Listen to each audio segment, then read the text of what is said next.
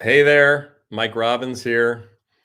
I am coming to you live for the first time in a while, actually. It's what's today? The 25th of January, 2021. I think the last time I came live was right before Thanksgiving or sometime right around there. So anyway, it's been a couple months. I hope you are well. Happy belated New Year. I want to talk about a few things. I haven't been on live in the last few months, mostly just because I sort of took a little bit of a break around the holidays from a number of things. We had a few technical glitches, but anyway, there's been a lot going on, obviously, here in the US and around the world, a lot going on in my life, probably in yours, in our family and our team. Hey, Dee, good to see you. Thanks for joining on LinkedIn. If you are joining on LinkedIn or on Facebook or on YouTube Live, feel free to chime in in the comments and just say hello. Let me know where you are, how you're doing. If you're watching this after the fact, once we post the video, you can just chime in on the comments as well. I'd love to hear from you if you have questions or comments. But I want to talk about how we come together. How we come together. So, my not so new book now, I guess it came out back in April of last year. We're all in this together. It's my most recent one, but I wrote it specifically for a couple reasons. I mean, my work focuses a lot on, hey, Adriana from Ireland. I hope things are good in Ireland. I wrote my book, We're All in This Together. It's really filled with 20 years of research and experience around team culture and team performance. The subtitle is Creating a Team Culture of High Performance, Trust, and Belonging. And that was the primary focus of the book. But secondarily, I wrote it because, and I wanted it to come out in 2020 because I was incredibly concerned. This was a few years ago as I started working on that book, incredibly concerned about the level of divisiveness that exists in our country here in the United States, especially, but across and around the world.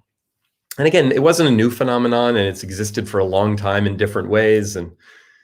But I wanted the book to come out in 2020, assuming that we were going to, be dealing with a presidential election and more divisiveness. Of course, I had no idea COVID would happen, that George Floyd and many other unarmed Black men and women would be murdered by police, and that there would be such an uprising around racial and social justice issues and reckoning in our country. Had no idea that the election would get as intense as it did, although I expected it to. And then when the election was finally called a few days after, in November, our US presidential election, I thought, okay, now we can start to come together. We can start to really work on healing and unity. And then we had a president of the United States who decided basically to lie to us, as he had for many years, but a really big, dangerous lie about the election being stolen. And that ultimately culminated in the very sad and tragic events we saw a few weeks ago at our US Capitol, where people died, and there was an insurrection and violence that was shocking but not surprising. And here we are now, 5 days after a new president, President Joe Biden and Vice President Kamala Harris have taken office.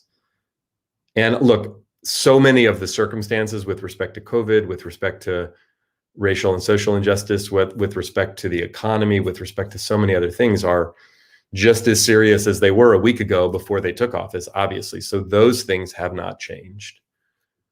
But in rhetoric and in tone, and I believe ultimately in action, there seems to be a pretty significant change taking place in governmental leadership at the national level here in the United States. But I want to really talk and look at how in our own lives, in our own families, in our own teams, in our own organizations, in our own communities, and ultimately in the places where we live, in the countries in which we live. Some of you watching this obviously don't live here in the United States, but how can we truly come together? like authentically. Look, I do think accountability is really important. And I know it's a political issue and, but there's an impeachment trial that's going to be happening in the United States Senate in a few weeks for our now former president, Donald Trump. I think that's important. I think holding people accountable for their lies, for their criminal behavior, for things that have caused harm is super important on every level. I think that's true in life. I think that's true with raising our kids. I think that's true in our families, in our communities, in our workplaces. We have to hold people accountable, because if there's no accountability, there can't be any real healing or real unity.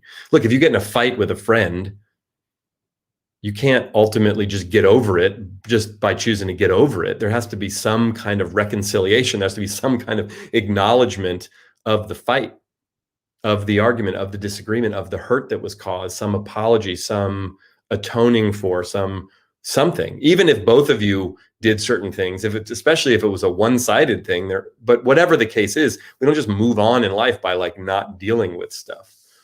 And right, accountability leads to unity. That said, we also can't just be fighting the whole time. If you're constantly fighting and fighting and fighting and fighting and fighting, there's no family, there's no team, there's no country. We have to be able, I did an interview on my podcast last week with a really interesting guy who I had just met because he and his team reached out to me. His name's Robert Brabo. He goes by Bo. And Bo actually was in the Army for a number of years and then worked in the White House when George W. Bush was president. And he worked in a communications role, a military communications role, but supported the communications staff, a non-political position, meaning when George W. Bush's second term ended, Bo stayed on at the White House and then worked for, I think, 3 or 4 years during President Obama's first term.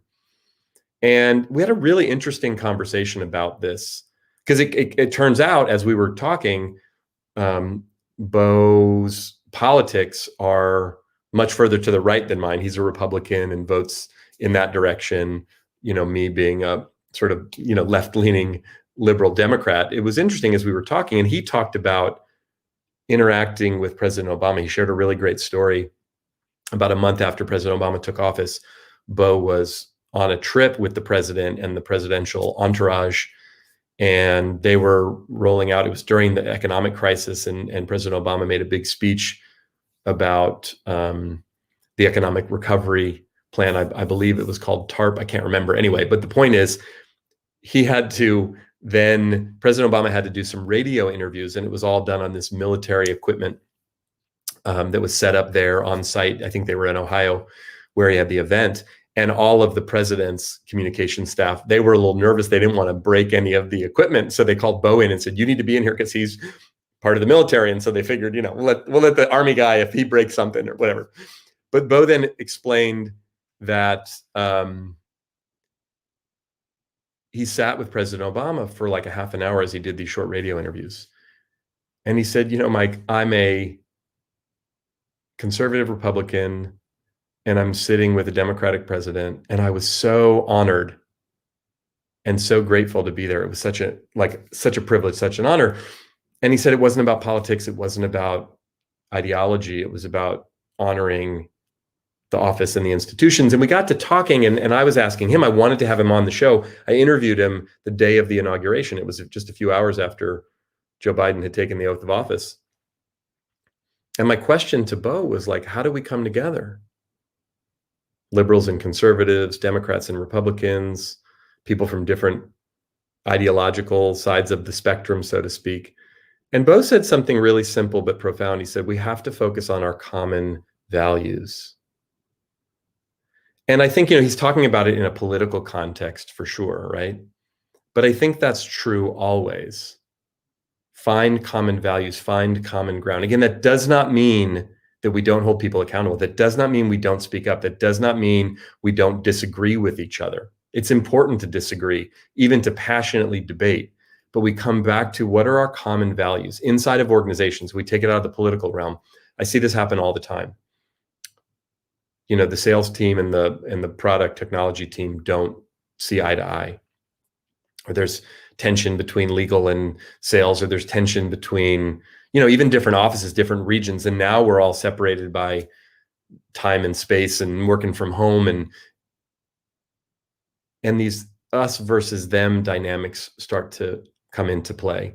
And what we forget is, with an organization, with a team, with a family even, we're all on the same team. We're all part of the same larger community. So who's the them and who's the us? Isn't it all us? And even and especially people who we vehemently disagree with, even people who do and say things that we find problematic or offensive, is there a way that we can speak up, create healthy boundaries, debate and discuss issues in a way that actually moves things forward, as opposed to simply just perpetuates the fight? My favorite Dr. King quote, and I've been quoting him a lot recently, it was Dr. Martin Luther King's, his birthday, and the day we honor him just a few weeks ago. It was just last week, right? A week ago today.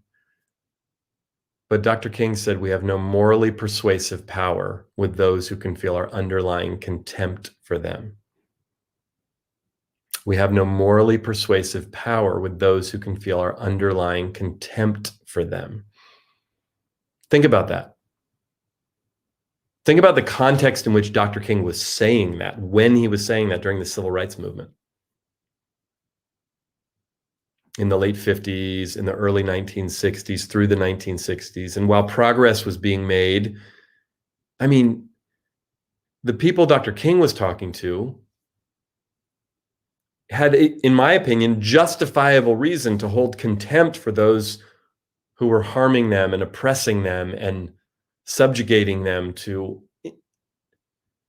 intolerable amounts of brutality and racism. And while we see systemic racism in so many different ways in our country and in our world, and the oppression of Black people and people of color in different ways, I think most of us can acknowledge, without whitewashing it, no pun intended, we have made progress, clearly, but it still exists in pretty intense and fundamental ways. But in the 60s, Dr. King is saying we have no morally persuasive power with those who can feel our underlying contempt for them. So how do you rid the contempt in your heart to show up and have the courage to have a moral, practical, political, philosophical debate about what's right and what needs to change, but do it without having contempt for the people who are literally oppressing you and who you might be afraid for your life? I don't know how that happens, but I know that the wisdom of what Dr. King said was true then. It's true now. It wasn't easy then. I can only imagine how hard it was. It's still not easy. Can we engage with people who we disagree with, but do it from a place of authenticity, honest, without self-righteousness, with vulnerability? So we're really speaking our truth. And we know, by the way, not only is accountability important and it leads to unity, facts matter. Truth matters, data matters. We all know that, but it's important that we bring that into our public discourse, into our professional discourse. I mean, we all know this in the business world. You don't get up at a meeting or have a debate about something and like make up numbers about how the business is doing or how your team is performing. That would be insane. You would get not only laughed out of the room, you would lose your job. So we shouldn't be doing that in our public and sort of civic dialogue as well. Misinformation is dangerous. And there's so much information out there. We have to really check our sources. We have to know what we're talking about, defer to people who are experts, who are scientists, who know the data and the information, or get that information as accurately as we can, and hold other people accountable to that. It's fine to have philosophical and moral debates about things. There's really important debates to have in every company, in every family, in every country, absolutely. But we can't just make stuff up. The way I've explained this to my daughters, who are now a little bit older and understand it in different ways, but when they were younger, even just a few years ago, I would say, girls, imagine if we went, because we're big sports fans in our house, and imagine if we went to the Warriors game, Golden State Warriors, who we're big fans of. Obviously, we're not going to games these days because of COVID, but if we went to the game and the Warriors beat the Rockets, 112 to 105 or something, right? Hey, great game. And Steph Curry hit a couple 3-pointers at the end of the game. The Warriors won and we're all excited. And then imagine the Rockets went into the locker room after the game and said, no, we really won. The Warriors didn't win. That's fake news. I mean, that would be insane. Like, it's like, no, there's actually a score, an outcome. You can be upset about the outcome. You can disagree with the outcome. You can think the coach made a bad call or the ref made a bad call or, whatever, but you can't argue about the score. That's like a fact.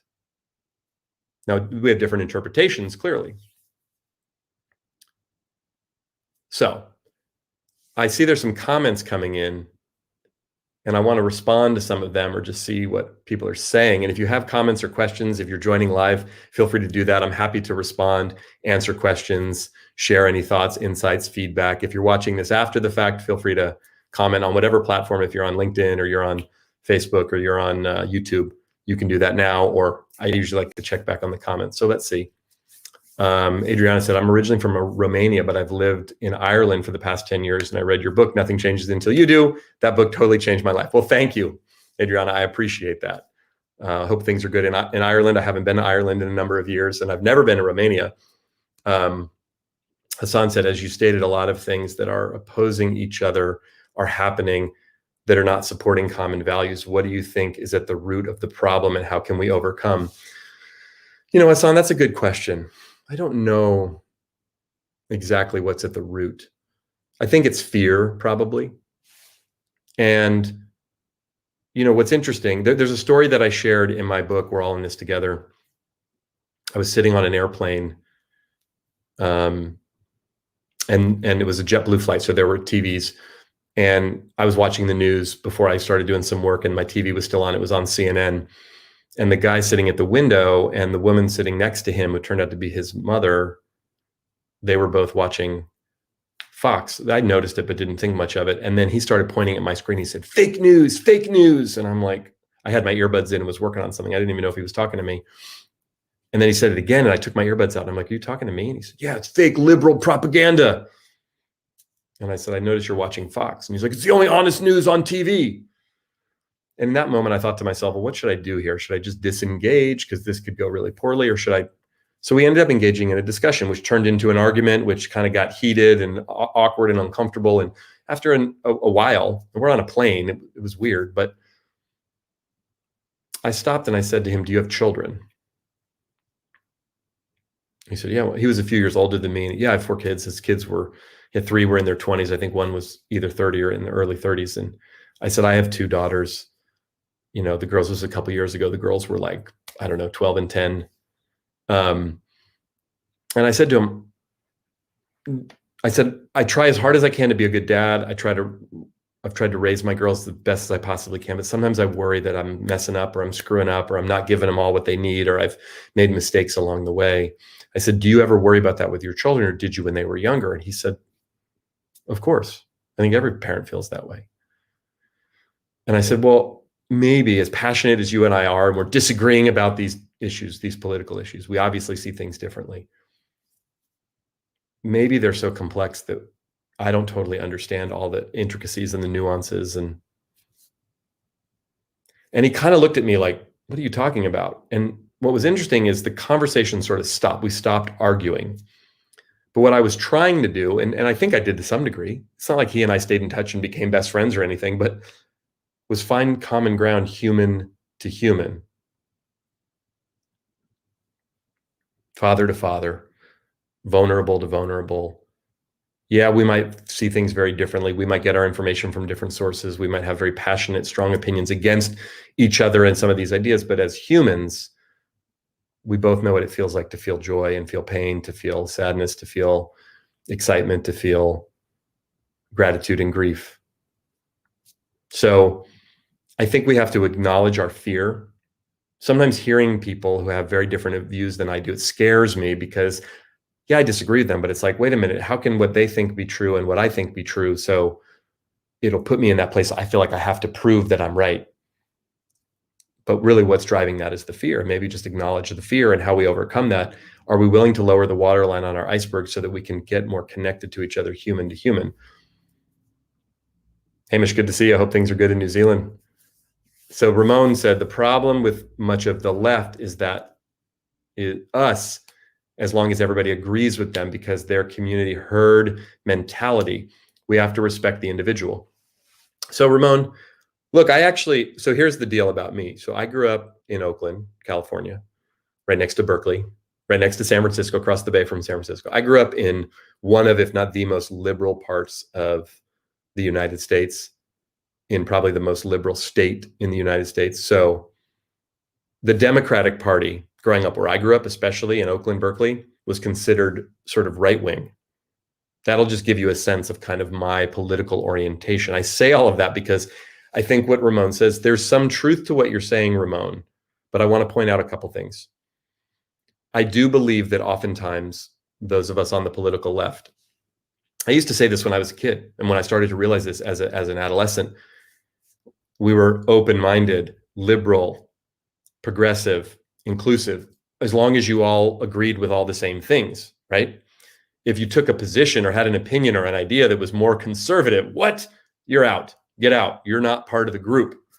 You got shamed, ridiculed, judged. Now, lots of groups do this, not just people on the political left, but there's a specific sort of moral superiority that often exists on the political left, that it's like holier than thou. And if you don't say all the right terms and have all the right phrases, and you slip up or you make a mistake or you say the wrong thing, now, right? You're kicked out, you're canceled. So there is that those of us on the political left have to be mindful. Inclusivity means including everyone. I have people in Silicon Valley who would come up to me after events and say things like, I come from the middle of the country. I'm more conservative. I'm a Christian, and I'm scared to bring that up here in the liberal Bay Area. Because, right? That said, we got to be careful, Ramon, because when you start talking about the left, like now you're putting everyone into a group. And then, we have to respect the individual. Well, if you respect the individual, then there is no the left. There's a bunch of people who may identify with left-leaning politics, but they're individuals. And one of the things about the political left is how incredibly diverse it is, with people and backgrounds and perspectives and ideologies, and right? Now, again, the political right has different issues and challenges, as you may know. And my assumption from your comment or question is that you might identify more on the political right. But I think we have to, what's happened in our country in an increasing way over the last many years is that we're now so identified with our political affiliation, way more than we were 20, 30, 50 years ago. Not that there weren't debates and discussions, but it's like, it's become almost irrational and almost as tribal as like sports. You're either a Yankees fan or a Yankees fan or a Red Sox fan. You're either a Michigan fan or an Ohio State fan. You're either a Giants fan or a Dodgers fan. And it's like, that's insane. These issues are way too complex for us to just simply identify with one side or the other. And then our news and our information is filtered that way. So we got to be really careful. And we have to be mindful of the sort of, herd mentality wherever we find ourselves. So let's see. I'm going to check in on a few other comments. Kelsey said, I loved your book, Focus on the Good Stuff, The Power of Appreciation. And then you spoke at an event where I went to, and I was so grateful and eye-opening. Well, Kelsey, thank you. I wonder what event that was. I appreciate your kind words. Dan says, you're awesome, Mike. Did you ever complain about a ball strike call? Where was the guy on the plane from?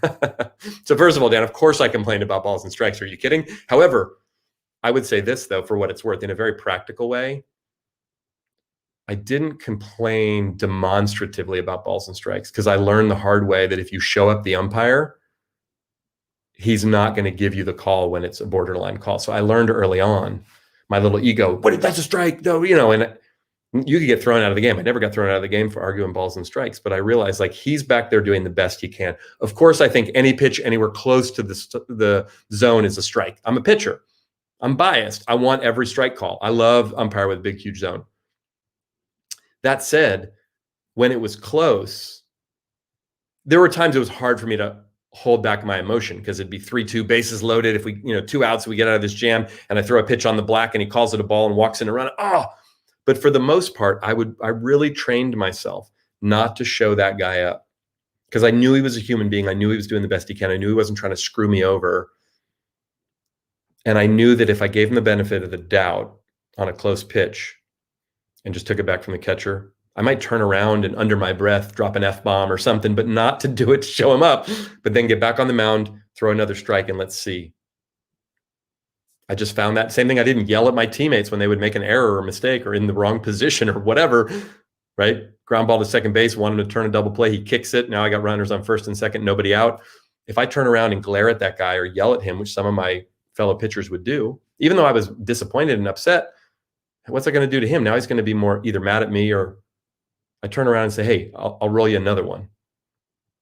So that goes back to, and I'm not trying to sound all holier than thou, but I learned at an early age, it's in our best interest to be on the same page with people, even if we're on opposing sides. The umpire and the pitcher are not on the same team, but we're intricately connected with each other.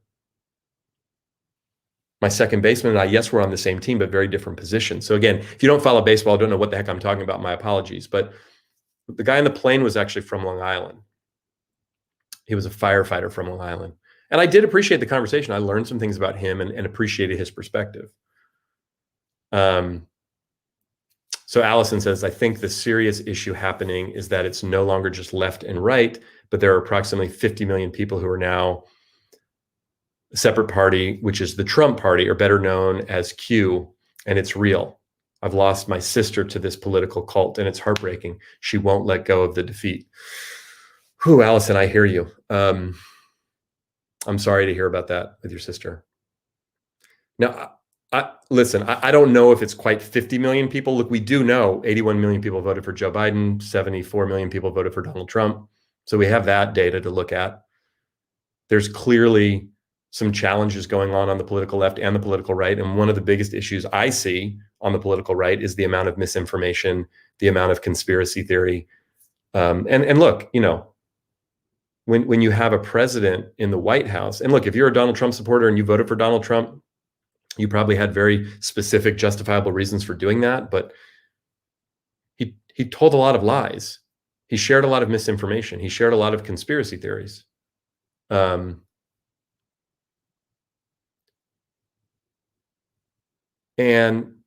that's problematic for a number of reasons, because if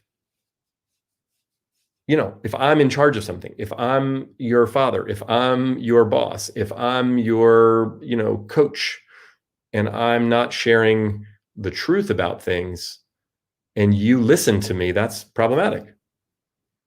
And so again, I think what we need to do is really listen to each other.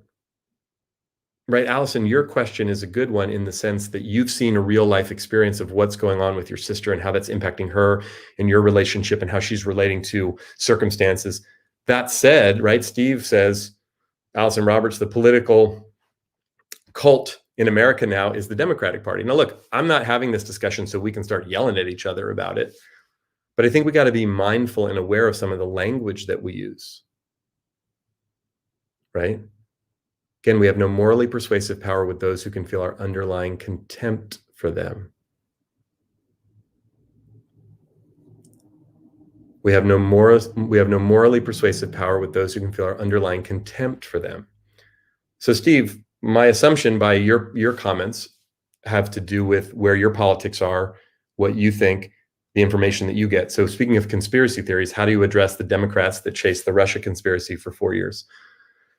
Well, look, if you look at the investigations that took place in the Justice Department and in the intelligence community, even and especially while Donald Trump was in office, we do know that Russia interfered with the election in 2016.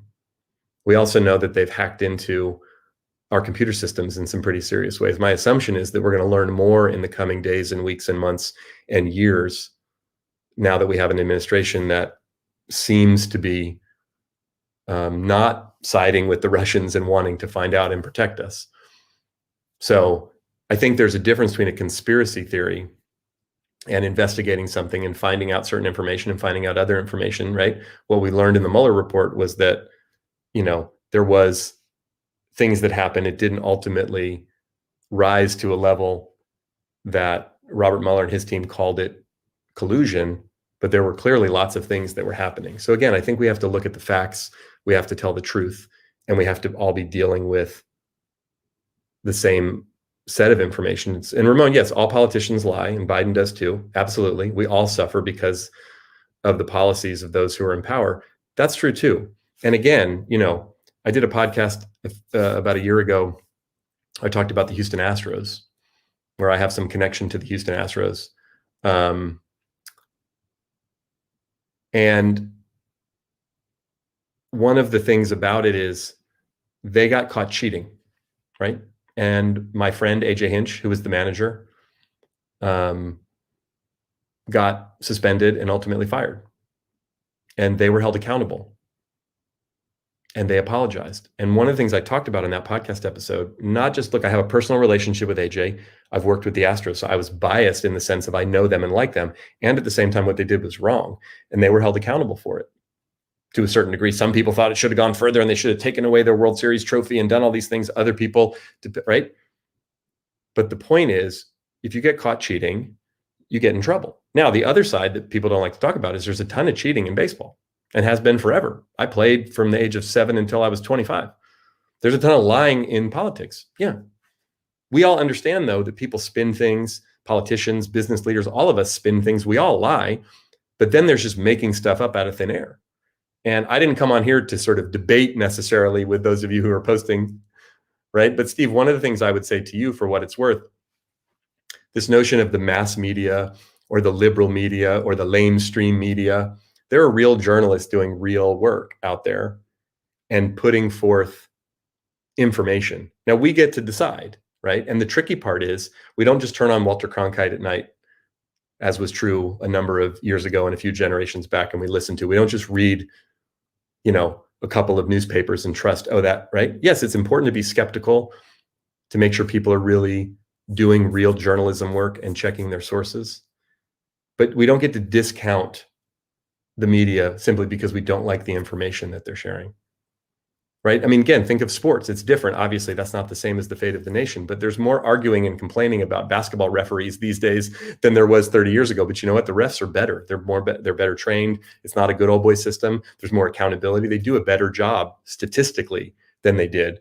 We just complain more about them because why the stars in the NBA complain more about them. There's a great podcast you should listen to. It's called, the title of the show is called Ref You Suck.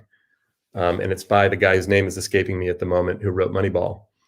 So one of the things that I think is important, and for each of you, Steve and Ramon and anybody else, you don't have to agree with me. You can cast me in whatever category you want to cast me.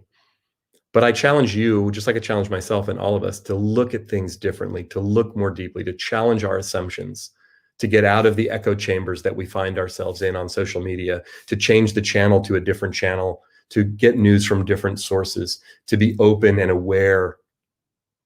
And one of the things that we can do right now as human beings is try to find ways that we can come together as human beings. I think those of us on the political left can continue to listen and learn and pay attention and open up and ask questions. Why do you think that way? Why do you feel that way? Why did you vote for Donald Trump? Why are you so concerned or angry or scared about these things? And I think, quite frankly, people on the political right could also do the same thing. Because we're all in this thing together. And if the ship called the United States of America goes down, guess what? We all sink. Whatever country you live in, whatever business you work for, we are intricately connected to each other. If we can operate with a sense of authenticity, with a sense of ownership, with a sense of compassion, with a sense of kindness, as some of you are commenting on, then we create the environment that we can actually engage in some of these debates and discussions with each other, where we can see things differently. We can make some different choices. We can show up differently, and that can benefit ultimately all of us. So listen, I appreciate all of you joining live. I appreciate those of you making comments, whether you agree with me or disagree. We got to be able to have these discussions with each other. A mentor of mine years ago said this great thing, and I quote him all the time. He said, Mike, what stands between you and the kind of relationships you really want to have with people? I said, what's that? He said, it's probably a 10-minute sweaty palm conversation that you're too afraid to have. So let's go out and have some sweaty palm conversations. Let's look for common ground. Let's figure out how we can come together in our families and our teams and our communities, and even in our country here in the US and whatever country we may live in. we're all in this thing together. So thanks for joining on LinkedIn or Facebook or YouTube or watching the video of this after. I know this one went kind of long. I'm going to come back on. I'm going to try to come on once a week, midday Pacific time, various days of the week until I get into a regular rhythm. But I've missed you all. I'm glad to be back, and I look forward to connecting again next time. Take care.